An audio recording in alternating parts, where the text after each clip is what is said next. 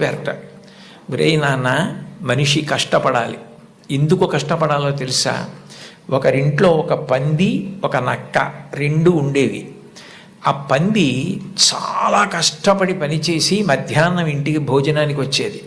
నక్క పని చేయడం మానేసి చెరుకు తోటల్లో తిరుగుతూ ఊళలు వేస్తూ వచ్చే ముందు బురదలో పొర్లాడి వచ్చేది. పంది ఒళ్ళు కడుక్కుని వచ్చేది.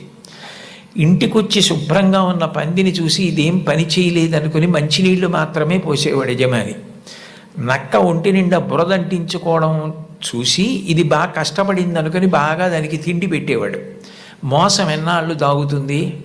కొన్నాళ్ళకి ఎవరు కష్టపడుతున్నారో తెలిసిపోయింది. తెలిసిపోయిన తర్వాత నక్కని కొట్టి తరిమేసి పందికి తన పిల్లనిచ్చి పెళ్లి చేసి ఇల్లరికం అల్లుడిగా తెచ్చుకున్నాడు రా. ఇంటి పనివాడు ఇంటల్లుడయ్యాడు రా. కష్టపడినవాడు వెనక్కి తిరిగి చూడడు జీవితంలో. కష్టపడడం నేర్చుకో అని మా అమ్మ నాకు చిన్నతనంలో చెప్పింది.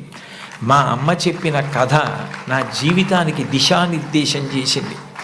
ఆనాటికి ఈనాటికి ఏనాటికి నాకే కాదు మా ఊరంతటికి అదే భగవద్గీత.